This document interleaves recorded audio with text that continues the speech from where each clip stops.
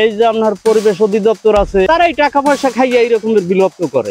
আশেপাশে যেসব বাড়ি আছে তাদের শ্বাস প্রশ্বাসে কষ্ট হয়। ইটের বাটার কারণে যে ধোয়া বাইরে, কালো ধোয়ার কারণে গাছপালা ফসল মরে যায়। কাঠ দিয়ে পোড়া লাগে, কয়লা দিয়ে পোড়া যায় না। আসলে ওটা নদী না, ওটা খাল।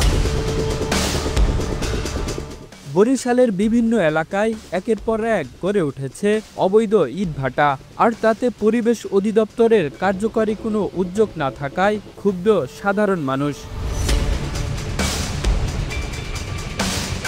কয়লার বদলে টনে টনে কাঠ পোড়ানো হচ্ছে, আর কৃষি জমির উর্বর মাটি কাটছে অবৈধভাবে। ফসলি জমির পাশে এমনকি লোকালয়ের ভিতরেও নিয়মনীতির তোয়াক্কা না করেই চলছে ইট পোড়ানোর কাজ। এতে যেমন হুমকির মুখে কৃষি জমি, তেমনি ভয়াবহ বিপর্যয়ের শিকার হচ্ছে স্থানীয় পরিবেশ। ব্রিকফিল্ডের কারণে যে ইটের বাটার কারণে যে ধোয়া বাইরে, কালো ধোয়ার কারণে গাছপালা ফসল মরে যায়, ফলে যে শ্বাসকষ্টের সমস্যা হয়, বিভিন্ন রোগে আক্রান্ত হই আমরা এই ব্রিকফিল্ডের কারণে। বরিশালের বাকেরগঞ্জ উপজেলার ফরিদপুর ইউনিয়নে চলছে অবৈধ ইটভাটার প্রতিযোগিতা। সবুজ মাঠ আর গ্রামের আকাশ ঢেকে দিচ্ছে ইটভাটার কালো ধোঁয়ায়। স্থানীয়দের অভিযোগ, এই দূষণে ক্ষতিগ্রস্ত হচ্ছে ফসল, শিশু থেকে বৃদ্ধ পর্যন্ত আক্রান্ত হচ্ছেন বিভিন্ন রোগে। এছাড়াও রাতের অন্ধকারে নদীর তীর ও ফসলি জমি কেটে মাটি নেওয়া হচ্ছে নিয়মিতই। আশেপাশে যেসব বাড়ি আছে তাদের শ্বাস প্রশ্বাসে কষ্ট হয়। আবার যারা ছোট বাচ্চা আছে তাকেও কষ্ট হইতেছে, বিভিন্ন অনেক রোগে আক্রান্ত হইতেছে, হালকা শ্বাস প্রশ্বাস নিতে কষ্ট হয়। আবার যেমন এই যে ধোয়া পুরা যাইতেছে, এইদিকে তো অনেক গাছপালাও নষ্ট হইতেছে। আরও অভিযোগ, ইটভাটা মালিকরা নাকি বিভিন্ন দপ্তরের কর্মকর্তাদের ম্যানেজ করেই নির্বিঘ্নে চালিয়ে যাচ্ছেন এসব অবৈধ কার্যক্রম। আমিও সেটা মনে করি যে আসলে তারা যদি এটা প্রথম থেকেই দেখাশোনা করে, যেমন এখানে কোটি কোটি টাকা তারা ইনভেস্ট করছে, এখন যদি আপনি আজকে একটা রিপোর্ট করেন, তারা আবার এখানে আর কিছু টাকা ইনভেস্ট কইরা তারপরে এটা চালাই নেবে। কিন্তু যখন এটা হয়েছে তখন তো কারো না কারো অনুমতি নিচ্ছে, পরিবেশ অধিদপ্তর হোক বা আপনি জানেন নাই, যেখান থেকে তখন তো আমি মনে করি তাদেরকে আগে দায় করা দরকার।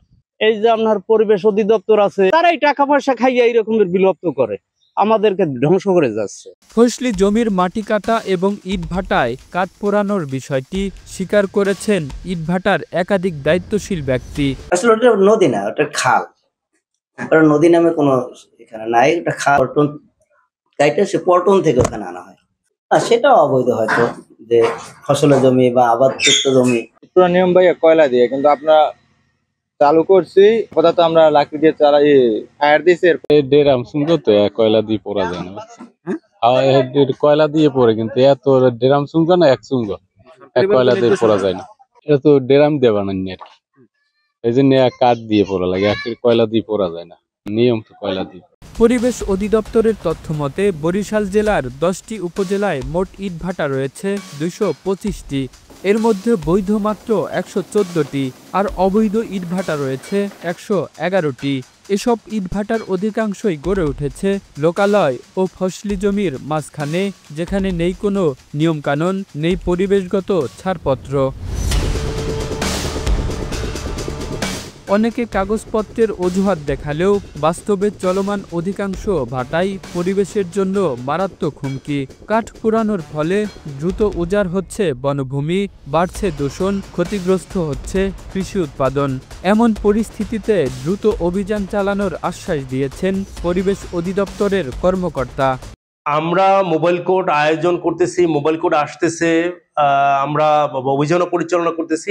এটা অমূলক, ওরা যেহেতু অবৈধ ভাটা, ওরা নিশ্চয় একটা অজুহাত খুঁজতেছে। আমরা এবার অজুহাত খুঁজতে যাব না।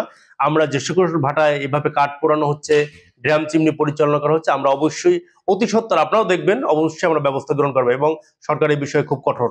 আমরা যদি অভিযানই পরিচালনা করি তাহলে অর্থ নেওয়ার জায়গাটা কোথায়?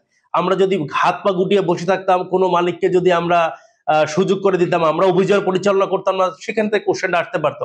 কিন্তু আমরা যেহেতু ওনাদের বিরুদ্ধে অভিযান পরিচালনা করতেছি, ওনাদের জরিমানা করতেছি, নোটিশ করতেছি, সেখানে এখান ধরে কোশ্চেন আসা নিছক পরিকল্পনা ছাড়া অন্য কিছু নেই। কিন্তু সাধারণ মানুষের প্রত্যাশা এখন আর প্রতিশ্রুতি নয়, অবৈধ ইটভাটার বিরুদ্ধে দ্রুত কার্যকর ব্যবস্থা নেবে সংশ্লিষ্ট কর্তৃপক্ষ।